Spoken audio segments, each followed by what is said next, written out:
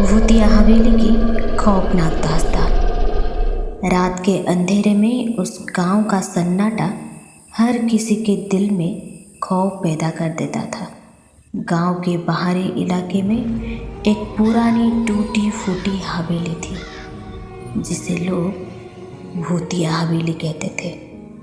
कहते हैं कि वहाँ रात के समय अजीबोगरीब आवाज़ें सुनाई देती थी और वहाँ जाने वाले लोग कभी वापस नहीं लौटते थे। उस हवेली की कहानी सालों पुरानी थी। एक समय था जब वहाँ एक अमीर जमींदार रहता था।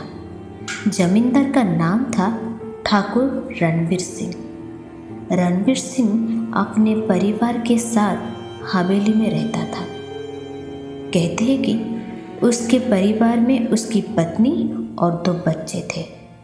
लेकिन एक दिन अचानक एक रहस्यमयी आग लगी और पूरी हवेली जलकर राख हो गई। इसी आग में ठाकुर का पूरा परिवार मारा गया, लेकिन रणबीर सिंह की लाश कभी नहीं मिली। इस घटना के बाद से ही हवेली को भूतिया माना जाने लगा। गांव वालों का कहना था कि ठाकुर रणबीर सिंह का आत्मा आज भी अपने हवेली में भटकती है और वहां आने वाले हर किसी को मौत के घाट उतार देती है।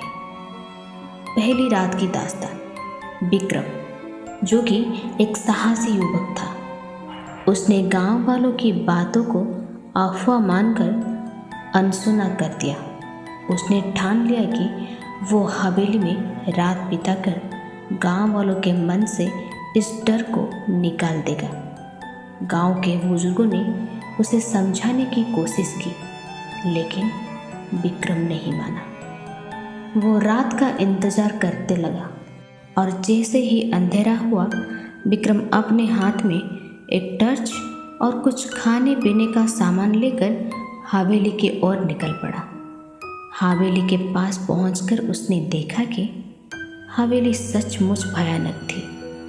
टूटी फूटी दीवारें, जाले और हर कोने में अजीब सी बदबू। विक्रम ने दरवाज़ा खोला और अंदर कदम रखा।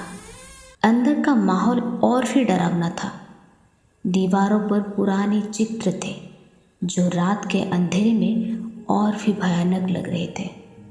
विक्रम ने अपने साथ लिया हुआ टॉर्च जलाया और हवेली की जांच पड़ताल शुरू की। थोड़ी देर बाद विक्रम को हवेली के एक कमरे से अजीब सी आवाज़ें सुनाई देने लगी। वो धीरे धीरे उस कमरे के ओर बढ़ा। जैसे ही उसने कमरे का दरवाज़ा खोला, एक ठंडी हवा का झोंका उसे महसूस हुआ। कमरे के अंदर एक पुराना जर्जर बिस्तर था और बिस्तर के ऊपर एक पुराना झूला झूल रहा था। अचानक विक्रम को लगा कि कोई उसके पीछे खड़ा है। उसने तुरंत पीछे मुड़कर देखा, लेकिन वहाँ कोई नहीं था। डर के मारे उसकी हालत खराब हो गई, लेकिन उसने हिम्मत नहीं हारी। वो कमरे के अंदर चला गया और झूले को ध्यान से देखने लगा। तभी अचानक झूला अपने आप झूलने लगा।